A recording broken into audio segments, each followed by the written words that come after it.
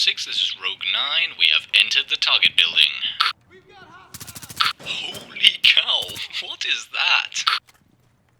That did not look comfortable. Rainbow 6, Rogue 9. Major injuries sustained by operative, but we're pushing on. Wait, did that just happen again? I mean, I admire your flexibility and all that. Seriously, you need an orthopedist or something.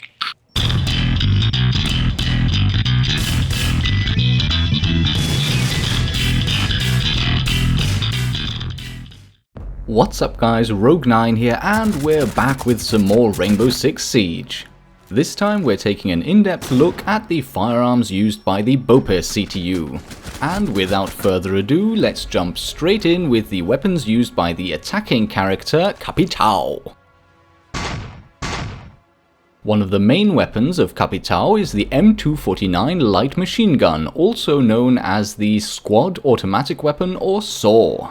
This gun is the American adaptation of the FN Minimi, designed and produced by the Belgian company FN Herstal. First introduced in 1984, this gun is gas-operated and fires from an open bolt. One of the more unique design features of this firearm that you can also see in the game is that it can be fed from both linked ammunition and Stanag M16 magazines. So, if the operator ever runs out of ammunition, he can just go ahead and borrow some magazines from his rifleman companions. And even though the magazine well is included on the model in-game, you will never actually get to use this feature.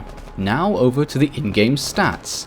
The gun's damage rating of 39 puts it on par with the Spetsnaz MG, while its fire rate is the slowest of all the three machine guns at 650, although it's only slightly slower than its Spetsnaz cousin. The capacity of 100 bullets again is exactly the same as the 6P41, but it is the mobility rating of 50 and the extremely low recoil that make this machine gun stand out. If you wanted to, you could fire all 100 shots and pretty much land all of them on target, and being ever so slightly more mobile than the other machine guns is also a great thing. Although I feel I have to add a caveat here.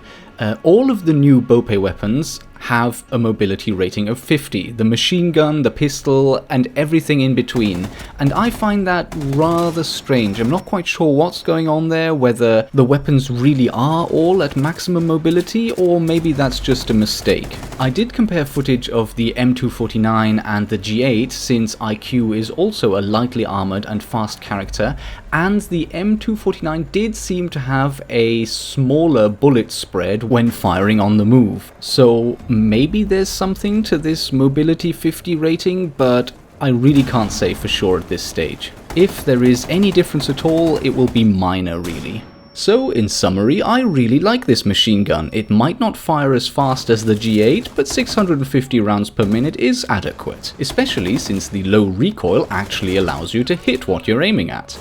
And with that, let's take a closer look at Capitão's other main weapon, the Para 308. Manufactured under license in Brazil by the company Imbel under the designation M964A1MD1, this gun is essentially an FN FAL, also known as the Para FAL.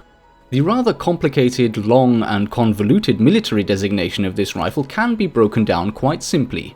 The rifle was adopted by Brazil in 1964, hence the designation M964, and A1 simply stands for the folding stock version that we see in the game. The MD1 on the end lets us know that we're dealing with a short-barreled rifle that is capable of semi-auto and full-auto fire. Now, since I already covered the FN FAL when I spoke about the C1A1 used by the Canadian forces in Rainbow Six Siege, I don't think I need to go into much more detail here. If you are interested in more details about the history of the FN FAL, why not check out the video I made on the JTF2 guns.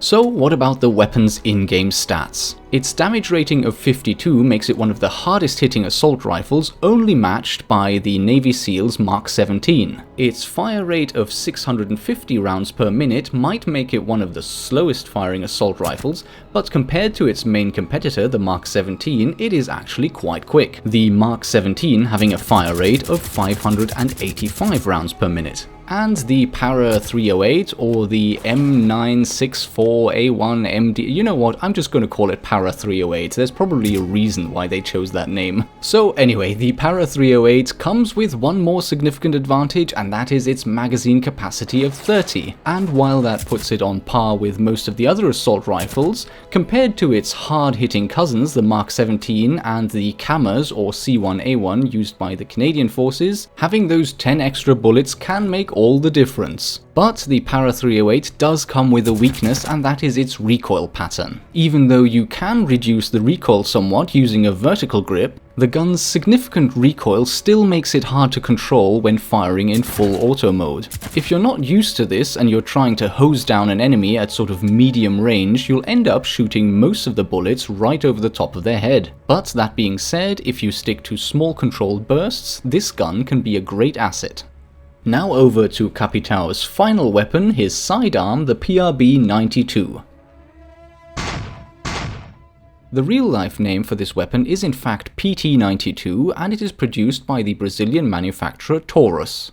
The gun nuts, or connoisseurs among you, might notice that this pistol is very similar to the Beretta 92, and that is because it is essentially a Beretta 92. Back in 1974, Beretta won a large contract to produce small arms for the Brazilian army.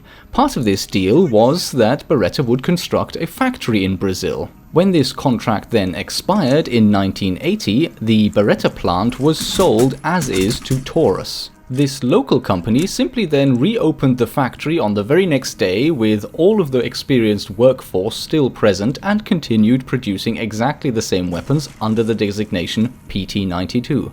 Of course, over the years, the design of this gun has developed somewhat, but the version that we see in the game is in fact a very classic model. Especially the magazine release located at the heel of the pistol's grip and the shorter 15-round magazine are a giveaway. More modern versions of the Taurus PT-92 come with 17-round magazines and look much closer to the Beretta 92 that we're used to today. Although one distinguishing factor remains, and that is the safety catch, which for the PT-92 is mounted on the frame, while the Beretta 92 has it mounted on the slide.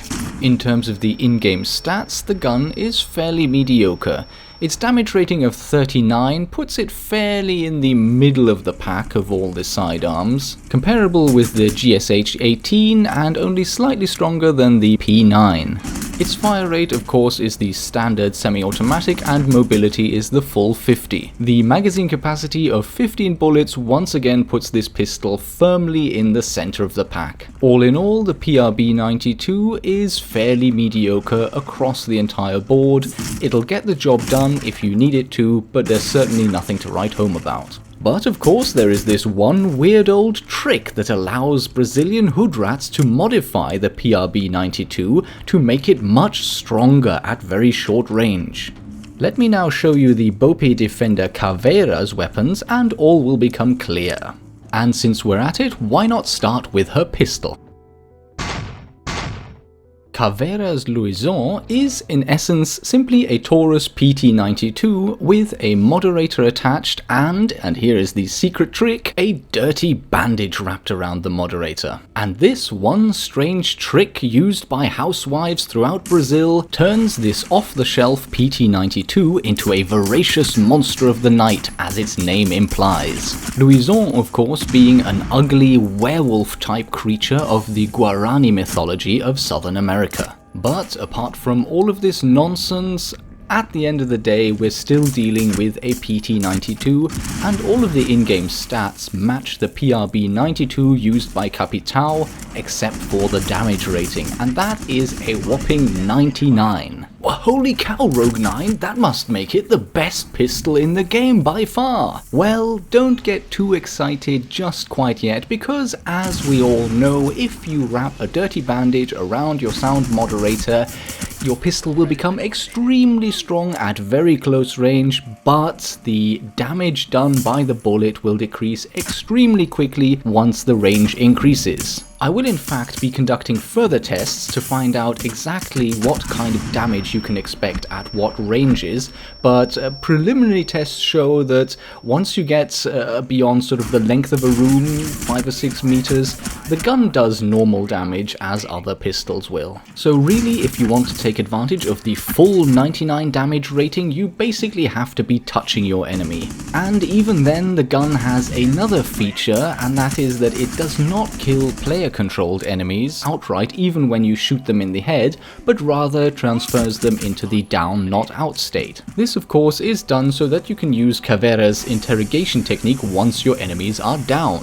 So there we have it. It's a bit of a strange thing with this gun. Not only do none of its features make sense in real life whatsoever, but even in the game's rules, where moderators will normally reduce the power of a pistol or rifle or whatever gun you're using, here, for some reason, it makes it really strong but not deadly. Kind of. And it's because of its extremely short range that, to me, this gun is essentially just a normal PT-92. Although I do have to say that I rank it above the PRB-92 simply because it is already silenced and it is stronger with the silencer rather than weaker. Now let's move on to Kuvira's shotgun. The Franchi Spaz 15 was produced by Franchi SPA of Italy between 1986 and 2005, and it is the slightly more modern cousin of the Spaz 12 used by the Navy SEALs. If you want the full details on the Spaz 12 or any of the other Navy SEALs guns from Rainbow Six Siege, check out this video right here. Much like the Spaz 12, the Spaz 15 is once again a dual-action shotgun. It can be either used in pump-action mode or in semi-automatic mode. The pump-action mode in real life is included to allow the user to fire lower-powered rounds, which themselves would not be strong enough to operate the gas piston-driven semi-automatic action. The main upgrade of the Spaz 15 over the Spaz 12 is that it features a detachable box magazine rather than having an internal tube magazine. This significantly cuts down the overall reload time, but where you could reload the Spaz 12 one cartridge at a time, and while you were doing so essentially you could still remain ready to fight, reloading the Spaz 15 does make you vulnerable for a second or two. Over to the in-game stats. On paper, this gun should be terrible. Its damage rating is a pathetic 28, which is only just over half of the average of all the other shotguns. Its fire rate is the standard single shot, its mobility is quite high at 50, but its capacity at 6 is once again the lowest of all the shotguns. I guess amongst all the other shotguns in the game, the closest comparison is the Saiga 12 used by the Spetsnaz, since this is also a sort of assault rifle style box magazine fed shotgun. And while mobility and fire rate are comparable, the Saiga 12 has a capacity of 2 extra shots and a damage rating of 47 compared to the measly 28 of the Spaz 15. And to top it all off, the recoil of the Spaz 15 is appalling. At medium range, if you aim your first shot sort of at waist level, the second shot will already go clean above your enemy's head. But, like I hinted right at the beginning, this is all on paper. Because in practice, the Spaz 15 actually works fine. So I'm not sure why they give it a damage rating of 28, if that's accurate or not, or whether this gun maybe has a far greater reach than other shotguns. I don't quite know, but it works. This might actually warrant some further testing in another video. Until then, my preliminary verdict is that this gun is kind of okay, it works, but it's not really great. In my experience, it isn't quite deadly enough, and because of the huge recoil you end up missing a lot of your shots anyway, and because of the very high fire rate, which can be a good thing of course, you also end up running out of ammunition pretty quickly. And if you don't get into cover before starting your reload animation, you are toast.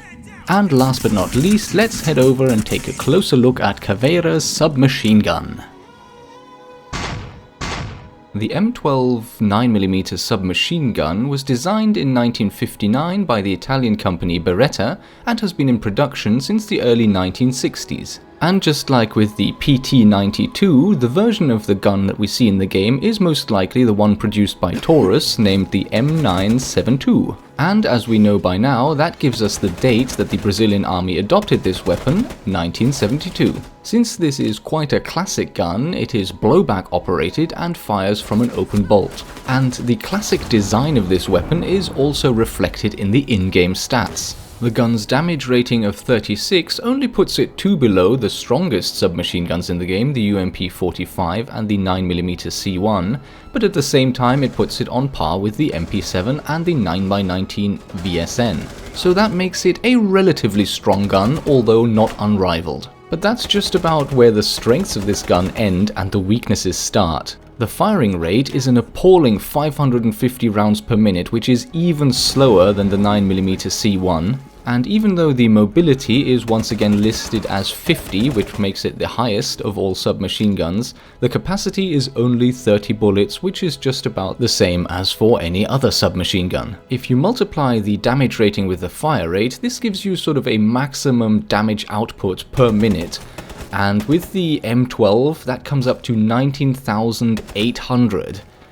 Compare this to the MP7 and the 9x19 VSN, which have the same damage rating but a much higher fire rate. These have a damage output of 27,000. So once again, much like with the Spaz 15, the M12 really looks bad on paper. Compared to the rest of the submachine gun class, this gun just does not stack up. But I believe that this was actually done on purpose. Kuvira's special ability of being able to sneak through the map silently kind of makes her the perfect candidate as a roamer. So really this makes her a specialist on leaving the defensive objective and sneaking around the map, trying to catch enemies in places that they would not expect her. And to counterbalance her ability of moving silently and the extreme power at short range of her sidearm, her main weapons are relatively weak. And that concludes our tour of the BOPE guns in Rainbow Six Siege. And let's close off the video with a little quiz. A few years ago there was a third-person action game that actually featured a lot of the guns that we've covered today. The M972, the Spaz 15, the PT-92, both silenced and unsilenced, and the M964 were all covered in this game. Can you guess which game it is? Here's a hint. It plays in Brazil and the main character does consume quite an amount of alcohol. Post your guesses below. If you like this video, go ahead and click that like button. It lets me know that I'm doing a good job and it helps me decide on what style of videos to create in future. If you want to be notified about my upcoming videos, go ahead and click subscribe. And with that guys, I hope you enjoyed this video and I will see you in the next episode.